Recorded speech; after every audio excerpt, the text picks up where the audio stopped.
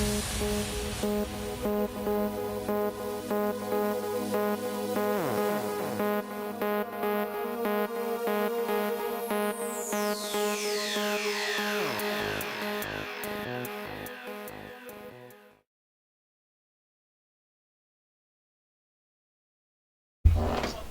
here today at Justin J-Byrd Burnham, his studio, and basically what we're gonna do, we're gonna take some interview, and I'm gonna be asking a couple of questions from Justin.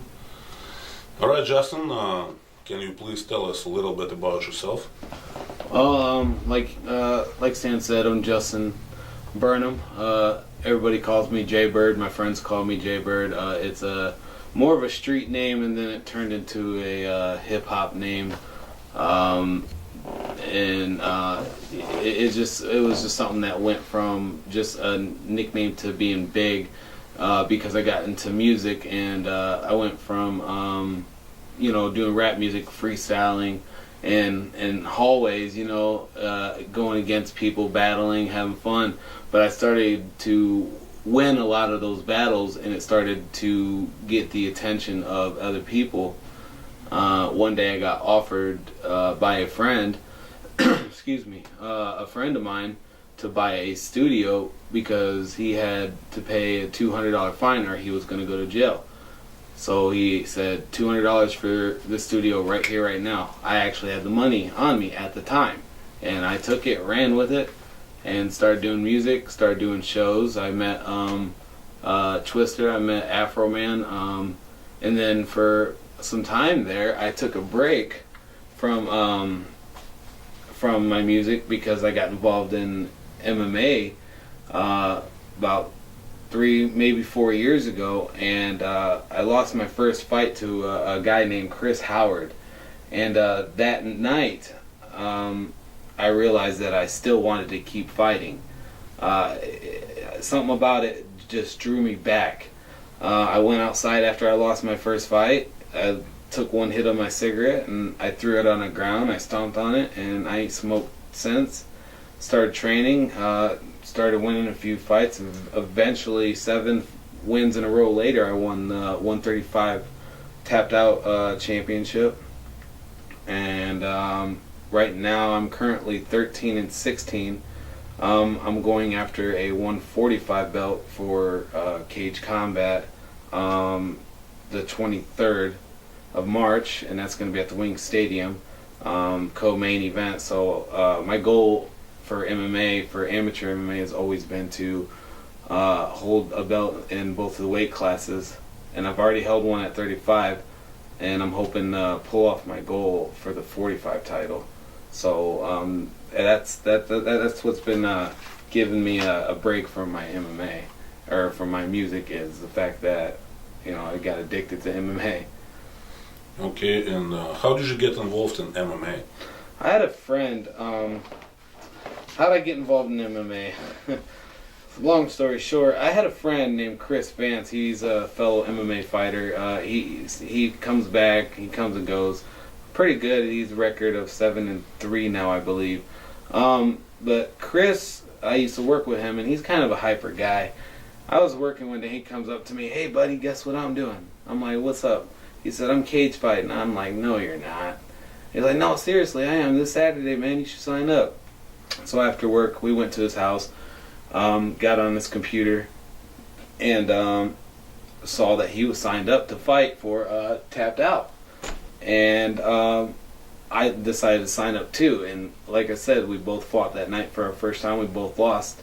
And then the funny thing about the championship that I won at Tapped Out is that after we lost our first fights, we quit smoking, and then we continued to train and learn MMA, and we beat so many people that eventually there was a tournament for the 135 belt, and I won that side of the bracket, and so did Chris Vance.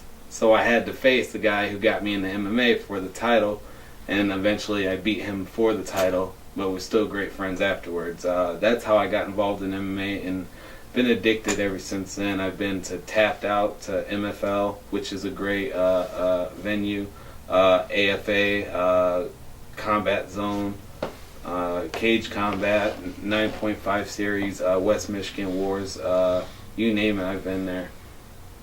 Okay. And what is your like most memorable fight? Like you, it's just like the most you remember, and why?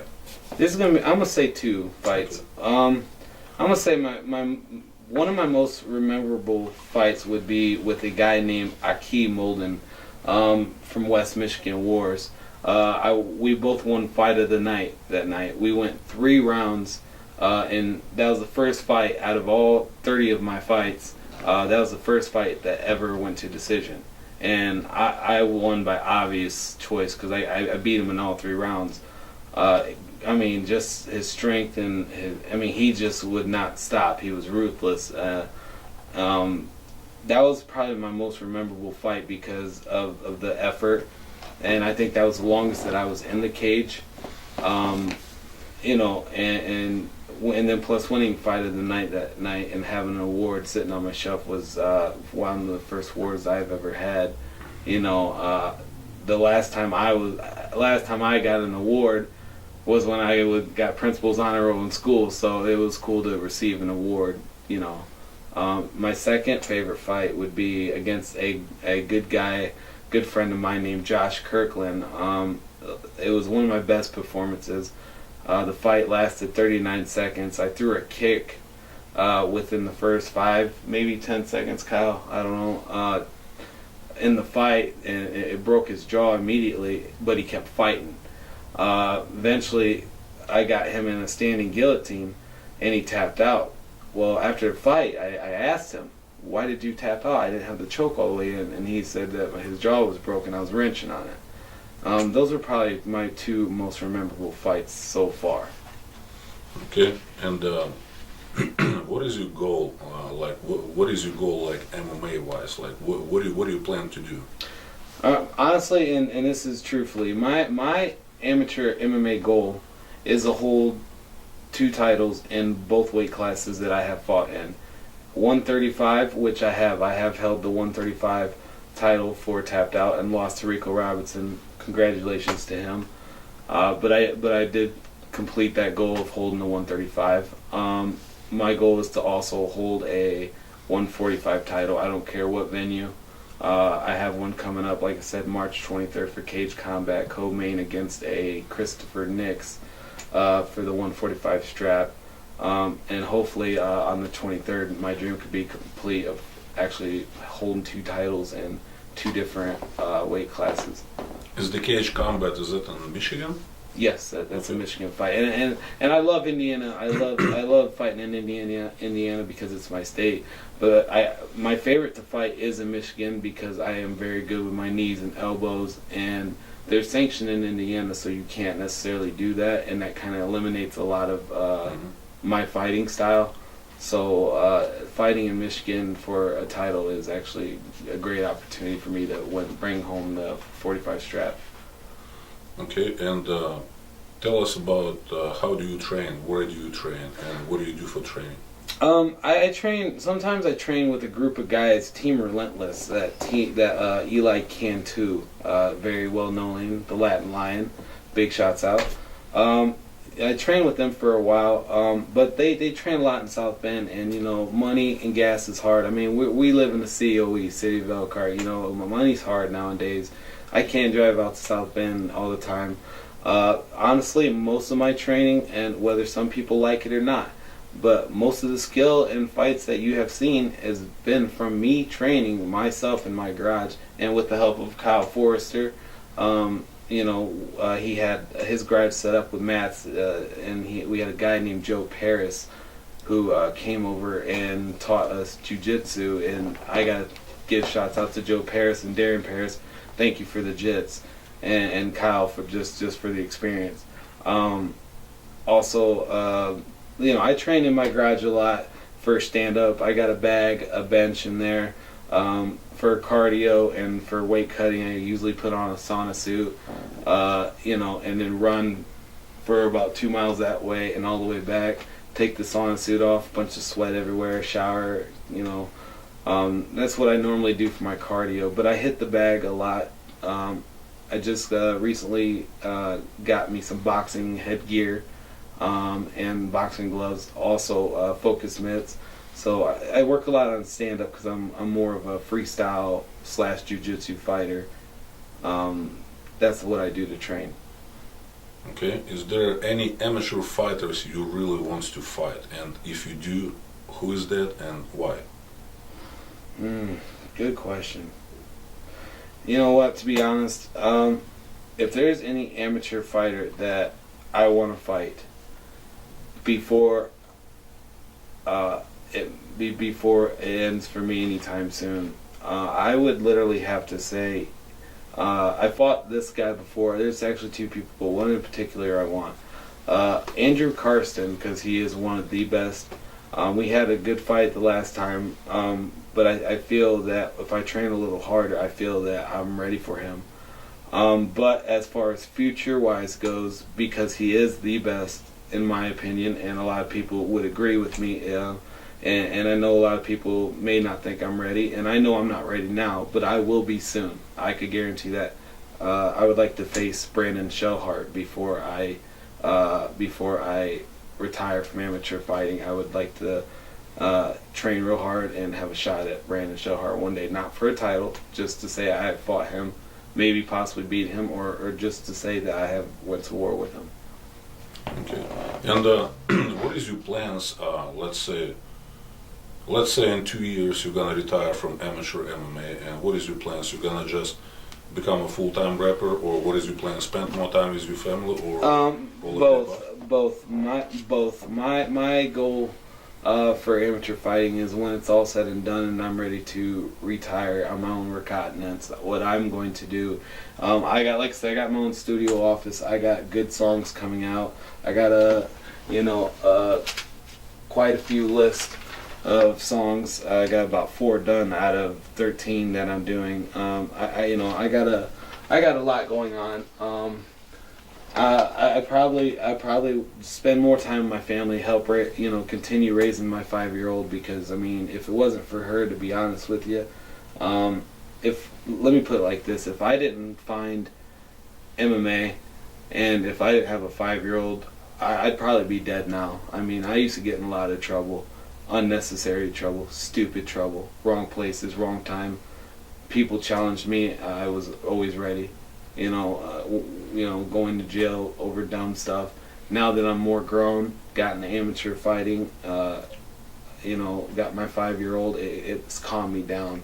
My goal probably would be is to spend more time with my family, continue raising my kid, and I have a CD coming out this summer called COE Rise and Die. Y'all look for it. My goal is to have 2 CDs done before I'm at least 35. And hopefully own a chopper. Okay. I love motorcycles, so. Yeah.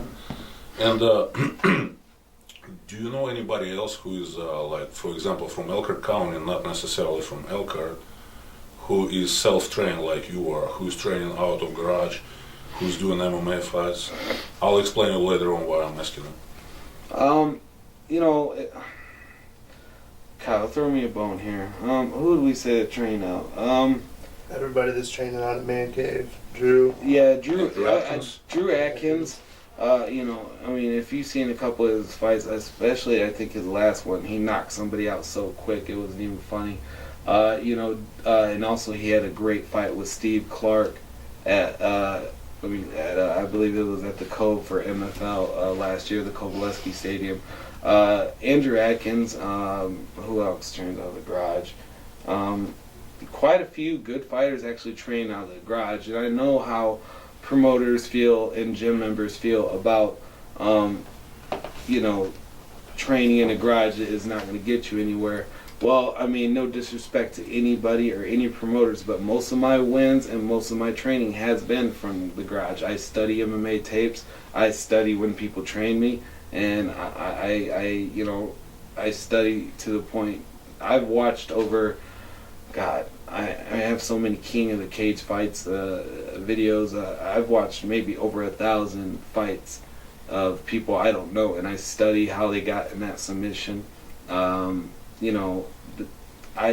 think that garage fighters, should get a gym because it is going to help them stay focused, especially if they're paying money. If you're paying money, why would you not show up to your own class that you're paying money for? But I don't put down any garage fighters because I am one of them, and like I said, Drew Atkins, and that's the only person I can think of at the time that is a great fighter that trains out of the garage and works hard. But when you train out of a garage, you got to mean it. You can't be like, oh, I'll train tomorrow, or maybe not today. If you're gonna train in a garage, then it is up to you because you're in charge to go down there, get in your garage, get ready, get sweaty, and don't joke around. Be serious about it and put in some work. Put in an hour, put in 2 hours, put in 20 minutes for all I care. Do something. Okay. Yeah, the reason I'm asking you because as I mentioned before we start the interview, there is a next level MMA gym in White Pigeon. Mm-hmm. And price extremely affordable, yeah, and that team is amazing because bunch of newcomers, Mm-hmm. and I'm pretty sure they can definitely use seasoned guy like you were, you know. Yeah, and I believe Jeremy Brown runs that, if I'm correct, Yes, for Next Level yes. MMA. Jeremy, yes, I am coming to join you actually, and I believe I told him on Facebook. Jeremy's cornered me a couple times. We went to his house to train a couple times with Kyle too, and Jeremy has taught me a lot about heart, respect, and just to keep going. You can't say, you can't have a fight that's important in 2 weeks, even if it's not an important title fight. You can't be like, well, I'll be ready. You got it. My opinion is to train a month or two in advance to a fight, even if it's a title fight or non-title fight. And Jeremy is the type of guy that will help you eat right and get you in the gym 7 days a week, 4 days a week, 3 days a week, but he don't do no less than 3 days a week. That's the kind of guy he is. Next Level MMA because it's cheap, and he's asked me to come there, and I'm coming downtown. I'm coming. What do you think about last Tap Out event where you was performing, you was singing, as was like in the memory of Gary Alilovich, and do you think Tapped Outs need to start looking for bigger venue, larger venue, because that was packed? Let me say it like this. I love Tapped Out. I don't care. I love almost every promotion that I have been involved in. I love MFL, AFA, Tapped Out. I love them all. But Tapped Out is where it started for me. I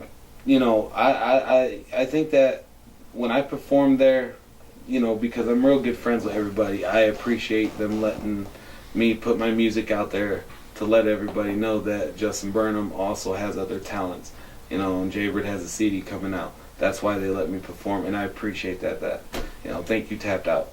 I think that Tapped Out is a growing, just because Tapped Out didn't have fights going on for quite some time. It was a year maybe, or maybe less, maybe more, maybe 2 years. I don't know, where they didn't do any shows for a while. But when the second you get on Facebook and Tapped Out said we're back, there were so many likes, it was unbelievable. And when the show happened at the Niles Inn, the first show, it was so crowded. I mean, it was elbow to elbow. I mean, you could barely get through. People love Tapped Out fights. Smaller venues, for me, I like big venues too. The more crowd, the better. But the smaller venues are cool because they're louder, they're more wilder, you could see better. It's just a good event, for me. Do I think Tapped Out needs to get a bigger building? Yes, because with the fights that Tapped Out throws, with the good fighters that they have, and the amount of people that show up to these fights, I do agree that Tapped Out needs to expand their building, because not only will they get more fans, they're going to make more money because people love Tapped Out, in my opinion. Yeah, the last event was 500 people. Yeah, very, and very 150 people has to turn back, tell them we don't have any more space, guys. Yeah, so, and that sucked, because a lot of people, had tickets in their hand or had money in their hand to pay for a ticket, but they had to be pushed away because it was so packed. Yeah. I think that whether it's Michigan or Indiana, I don't know what's going on right now with their Indiana sanctioning right now, but I think they need to find a bigger place in Michigan just for the more money, so that way the people who want to see tapped out fights, because everybody knows tapped out fights are good. I mean, you're always going to see something cool at tapped out, always. I have, I've been involved in a lot of cool stuff, and performances. I mean, tapped out is growing, and I think if they want more fans, more money, they do. And they need to expand, find a building. Hell, I'll even help them look for a building. I think it's a great idea to expand the building. But the Niles Inn is a good place. Don't get me wrong. The lighting, the DJ's great, the cameraman's great. Yourself, Stan's great. I just think that a bigger building would be more efficient, so we could have more people, more money, and more people to say, "Man, I just saw some nice tapped out fights tonight." Yeah, I receive quite a few emails, and there's a bunch of people asking me, and I'm like, guys, don't ask me because I'm not fighting there. So what do you recommend for people, for the newcomers who never fought before in the cage, but they really want to give it a try because they think they got what it takes to fight in the cage? What's the proper steps? What do you recommend? Well, let me say it like this. If you're a first-time fighter and you get in the cage, I'm going to tell you this right now. If you get in the cage, whether you win, lose, get knocked out, get your ass whooped, I don't know. When you get in the cage, win, lose, or draw, you're going to know if you want to do it again. Like I said, I lost my first fight. I knew that I wanted to do it again. And here I am 30 fights later, going after my second title. It's addicting. I think if you are a new fighter, 0-0, never fought before, and you want to give it a chance, go for it. But just know that some people on the low key will train and never have fought before. And you go in there never training, and you step in there and you're ready to fight. This guy might have been training, and this is his first fight. He might demolish you. My opinion is, if you're going to train, or if you're going to fight your first fight, train for it, because you don't know what that other guy's been doing. Even though he's 0-0, has never fought before, you don't know what he's been doing before he signed up for this fight. I think that you should always train and be prepared and be healthy and eat right before you step into a cage, because it's a dangerous sport, but it's a fast-growing sport, and if you want to be a part of it, you got to get game. Yeah, last event, it was in the memory of Gary Alilovich. I noticed it was very, very emotional. Yes, it was. Yeah. And I see a lot of fighters they just fought like I never seen before. Mm-hmm. And you can tell all people were so supportive. Usually it was kind of funny because usually audience take the sides, whoever fight, but all audience was going nuts because they were so supportive when people fighting, That's what gets me. I was like, wow. Tell me, what do you feel when he was performing, when he was rapping there?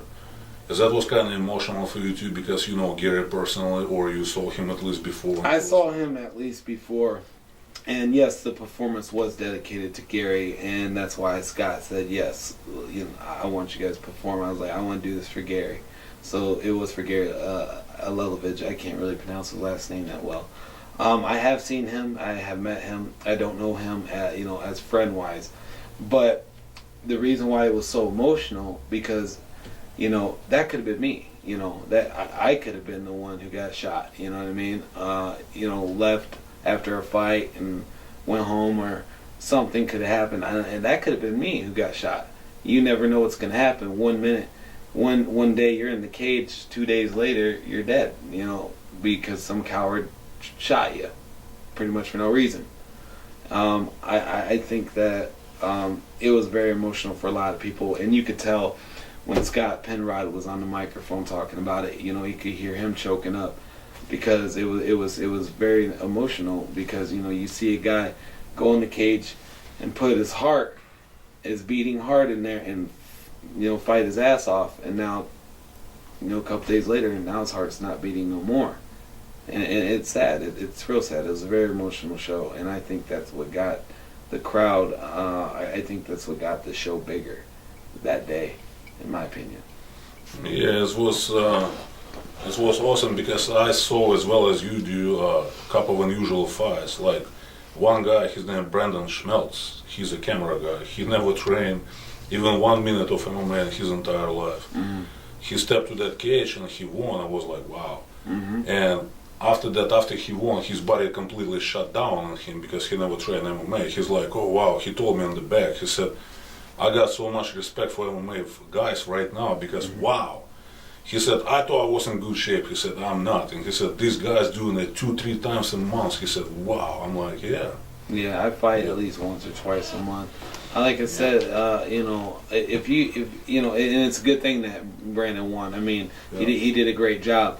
But yeah, there's been times where I didn't train as well, and I won my fight, and I went to the bathroom, you know, puking my guts out, lightheaded, felt like I had a concussion, and I didn't.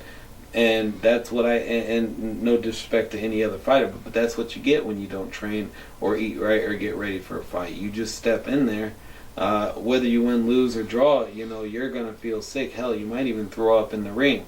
I believe, I'm not going to say names because I really don't know the guy, but there's a guy who didn't train that well. He lost his fight. He opened the cage door immediately and threw up in his bucket because he was not, you know, training. You know, you got to get that. You got to train if you're gonna fight. You know, I'm the type of guy that likes to fight as best as I can, and walk out of there, whether I win, lose, or draw. Walk out of there and still stretch and be okay, and go grab a beer. You know what I mean, and be okay, and not have to go to the back and hurl for a few minutes before I feel better. So I think you should always train and get that cardio up before you step in the cage, whether you're doing it once or not. You know. Okay. You mentioned in the beginning of the interview that basically MMA saves your life because it's kind of keep you away from trouble. Do you have any message you want to say to young generations? I mean, young generation of the kids right now who's basically getting in trouble day by day on the streets because they have nothing else to do, you know? Look, I actually that's actually a great question. For the younger people, who let me put it like this: I used to get in trouble a lot. That's one of the reasons why I totally regret it. I'm going after my GED, but I quit Elkhart Memorial High School because. At the time, I was in gangs, and every day I wasn't going to school to learn. Every day I was going there to fight, and it got so stressful to the point where it was stressing my mom out. I kept getting kicked out of school. I got arrested at school, and eventually I saw that it was hurting my mom, and pretty much I felt like every time I was going to school, I was going to fight. I was going to a war zone. It didn't feel like a school anymore. It felt like a war zone. And I gave up. One day I knew that I was going to end up hurting somebody real bad because at the time, you know, I was younger. You know, pressure at school can be very, very, excuse my French, it could be a motherfucker. You know, the pressure, the people. So I left before I did anything stupid. And the reason why I say it saved my life is because I was a violent guy. I mean, if you hit me, pushed me, poked me, spit in my face while talking, I swung at you. You know, and I got in so much trouble when it could have been avoided. MMA saved my life because learning how to fight and learning respect and being able to fight and not go to jail is a good feeling. You know, and the way I fight now, as good as I am now, I don't want to fight anybody on the street because I could hurt somebody seriously because of the training that I have. And that's why I think MMA saved my life, because I won't fight somebody on the street unless I'm attacked first. For the younger generation, if you have an attitude problem, if you feel violent, you got to find something to channel it. I don't care if it's wrestling, basketball, football, hell, even MMA. MMA is a great way to start, but train. Younger generation, like I said, you know, you look on the news every day and you see all these fights and people, there was that fight in South Bend where every kid in the front of the school after school was just banging. They were just fighting, and it was all retarded. It was all over dumb shit.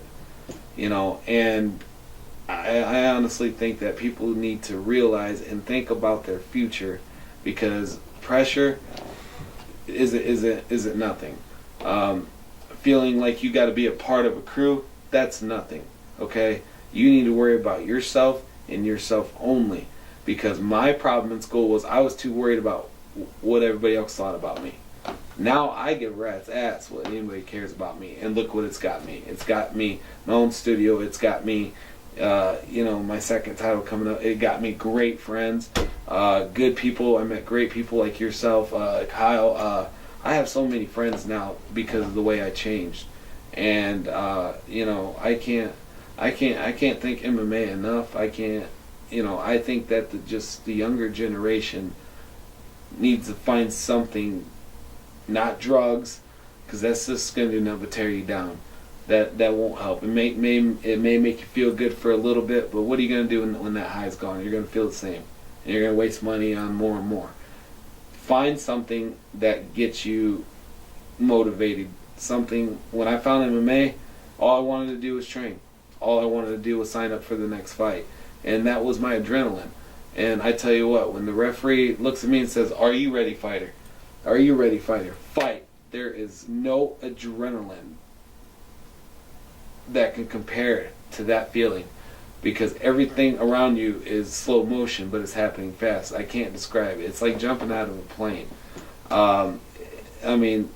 If you could find something, a pure adrenaline, that makes you feel that good, go for it. And that's my advice to the younger generation. Find something, whether it's music or some positive way to express yourself. Do it, because if you don't do it soon, you may make a mistake that could cost you your life, or cost you lifetime in prison, or even if it's 5 years, that's still 5 years of your life. I gained a title and 30 fights and music all in 5 years.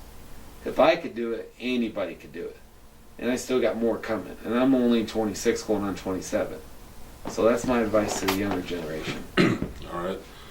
Next question, you might not going to be prepared for it, but it's going to be an unusual question. A lot of people know there is lots of violence in the streets of city of Elkhart, and I happens to know personally Dick Moore, the guy who's the mayor of city of Elkhart. As we know, everybody knows, it's not a big secret, we have lots of vacant properties right now all over the Elkhart. Mm-hmm. What do you think? If Dick Moore gonna kind of help out everybody, that way a bunch of kids will be taken off the streets, just like donate or whatever, let one of those abandoned properties be used for the MMA gym. Do you have any message you want to send out to Mayor City of Elkhart about that? I don't know if I was the right person or wrong person to answer that. I have a lot to say about Elkhart. Well, okay, I'll be as respectful as I can on that. No, I think that the eyesores of those abandoned houses, if they're not being used for anything, tear them down. But if we could find a vacant house that is sturdy and it may be abandoned but well enough to be fixed up, because a lot of these abandoned houses around here are huge. They're huge, and it's a shame that they could possibly be fixed up. For example, they got that armory store down the road. It used to be a liquor store at one time. It used to be a grocery store at one time, and it used to be a car dealership, and it used to be a skating rink. I've been in that building. That building is huge, from the basement to it has 4 floors if you count the basement. Huge. If they could take that building, and it's just my opinion because they're talking about demolishing it or somebody buying it. If they could take that building, you have 4 huge floors. I'm talking gymnasium-sized floors. One floor could be a bar. One floor could be for boxing only. One floor could be MMA.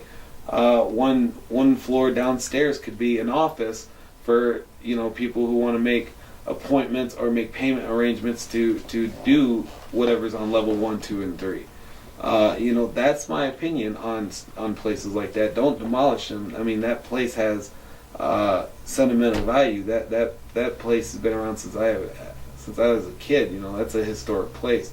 I think, some of these houses, do need to be torn down because eventually termites set in, bed bugs set in, roaches set in, and mice find a place to nest, and well, then they spread to other people's houses. So some of those houses, yes, I do agree, need to be taken down. But as far as that armory is a great place. Like I said, I've been inside there. That's a great place for a new gym to start. It is huge.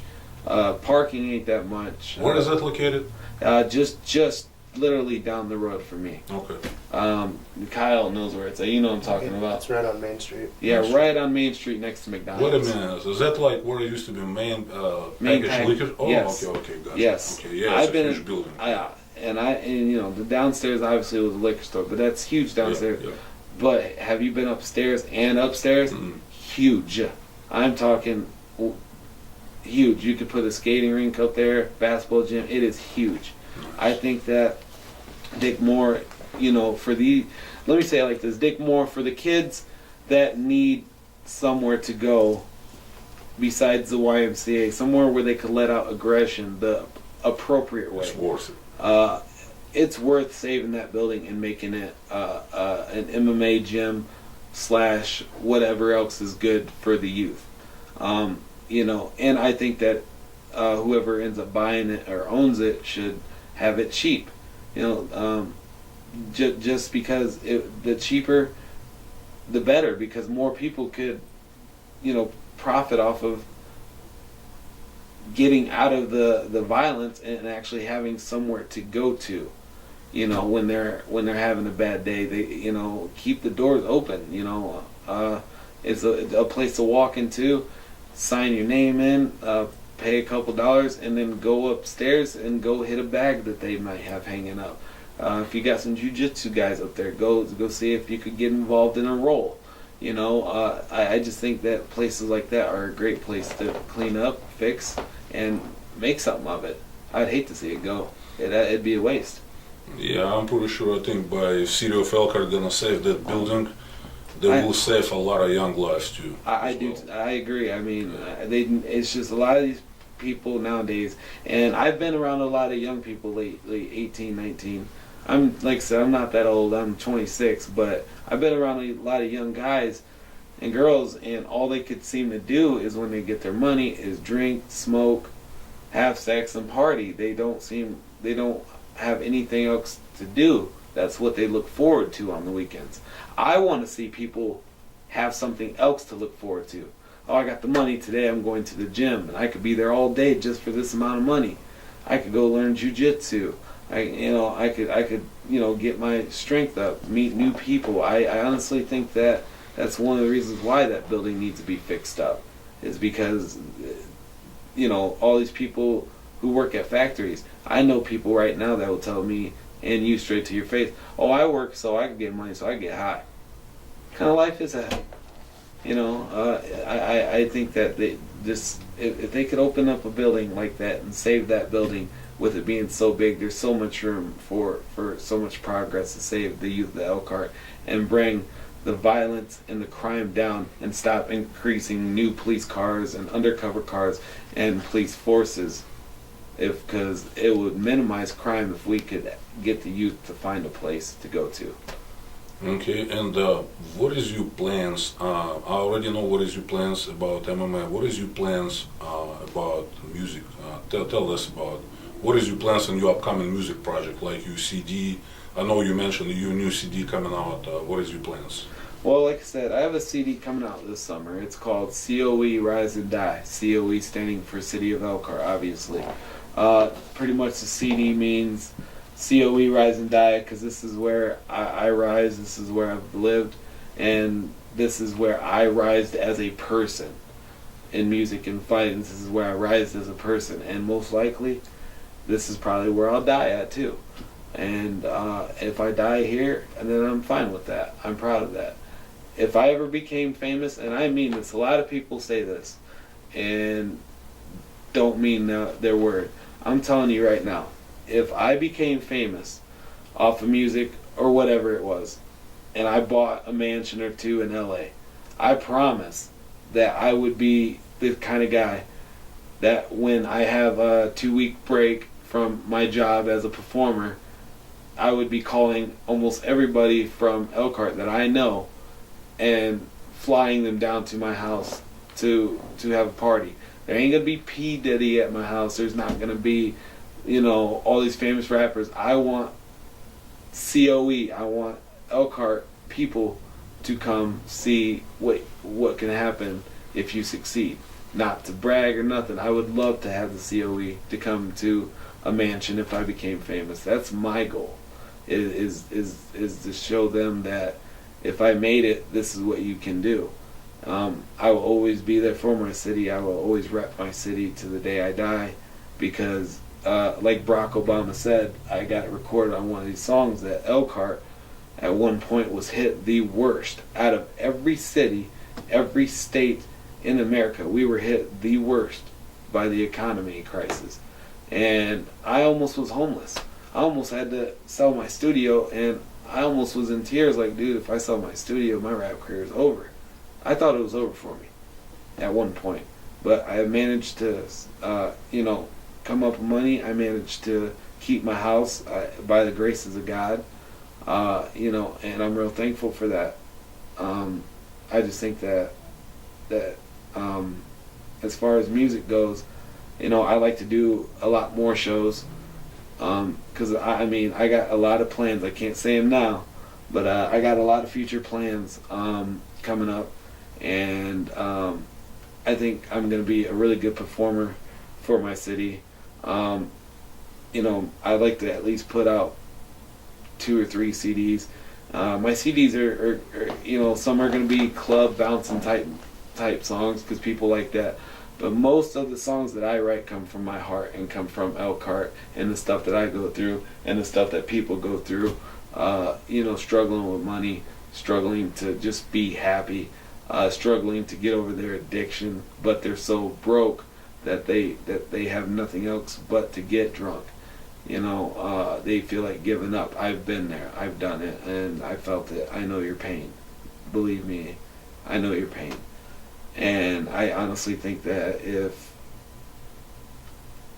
I put out this music, that people will feel me, and I'm hoping that it becomes a hit. Just because I know that, and I'm trying not to choke up right now, but I really think that if people hear my music and feel what I'm saying, and seeing what I have done in 5 years as far as fighting in music, I think that they will know that there is hope.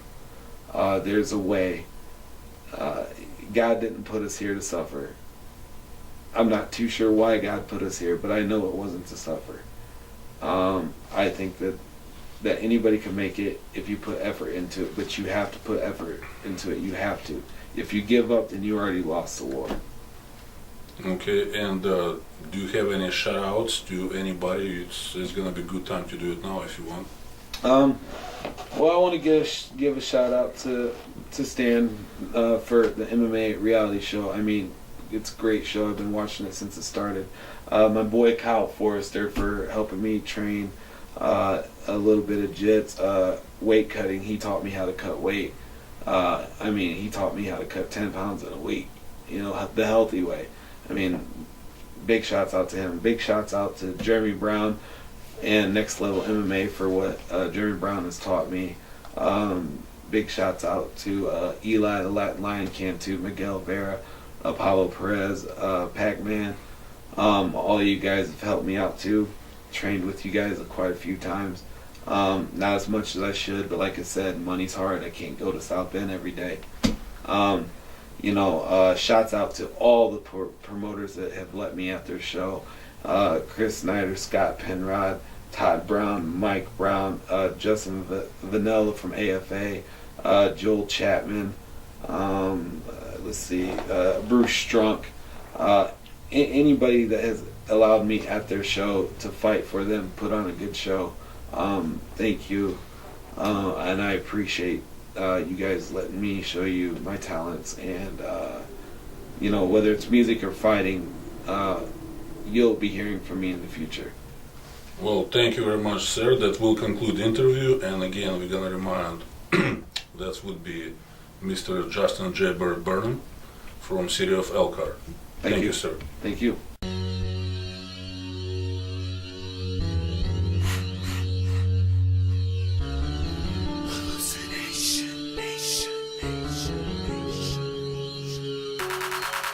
I spit fire, I do what I desire. I spit fire, I do what I desire. Man, don't call me no liar. Someone pass me a lighter, cause I'm finna get higher to my own fucking desire. I spit fire when I speak, cause I'm the truth. I spit fire like a dragon when the words come out my mouth and go poof. I'm ready to raise the roof off this motherfucker, man. Anybody wanna go against J-Byrd? I turn them into sand, cause I spit fire, I do what I desire. I spit fire, I do what I desire. Man, don't call me no liar. Someone pass me a lighter, cause I'm finna get higher to my own fucking desire. I've been a bad boy ever since I was a fetus. I had to get up on my grind, cause alone my mama couldn't feed us. And every step that would walk through the door would beat us. And all I really wanted was money for shoes like Adidas. And the judge would misplead us. And who the fuck is he to judge me over my trials and tribulations that I done been through in life? I cut his ass with a knife and I bounced and ran to the nearest block, which was my house. I spit fire, I do what I desire. I spit fire, I do what I desire. Man, don't call me no liar. Someone pass me a lighter, cause I'm finna get higher to my own fucking desire. A lot of folks around here talking about that cash shit, that ass shit. It makes me wanna go scoop on my peoples and smash some shit. The bastards would never ever see it coming, even if the ground was rumbling. From the soldiers behind my back, we fix an attack and put you bitches on your back, cause I spit fire,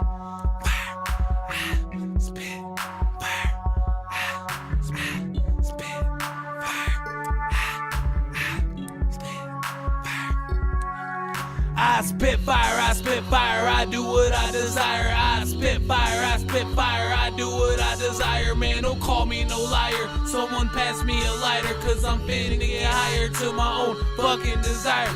The flames ignited, I'm so excited. Bitches be prepared, cause there's no hiding. Yeah, I'm out riding, scoping for your punk ass. And if I see your ass, you better run fast, cause I'll put you in the grass 6 feet under. And sometimes I wonder why I get this way. Maybe it's a field that's been thrown on me, and that's the reason why I spit fire this way. I spit fire this way, I spit fire this way. I spit fire, I do what I desire. I spit fire, I do what I desire. Man, don't call me no liar. Someone pass me a lighter, cause I'm finna get higher to my own fucking desire. I spit fire.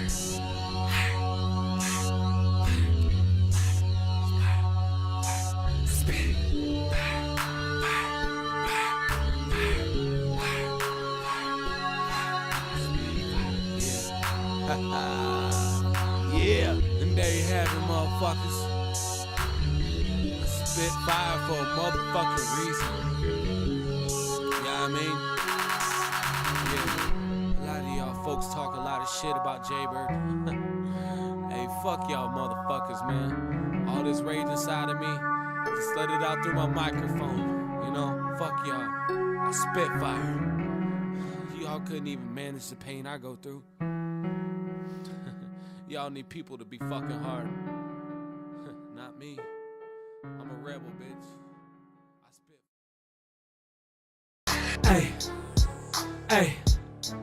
Hey, look. Yep, we stepping in the club 3 deep, because we is the hardest 3 in this piece. I'll leave you deceased for fucking with my peeps. Yeah, you can bet with this triple threat that you'll get wet from us making it rain. Did you not see this storm? Hell nah, not even John Fisher could have predicted this storm. Yeah, the stage will swarm when I perform. The dance floor is jumping as my heart gets a pumping, and it got me wondering, yo, where the fuck is my drink? I better get one soon before I lose my mind. In fact, I'll buy this bar and turn this bitch into mine. But for now, I'll calm down before we shut this bitch down. Yeah.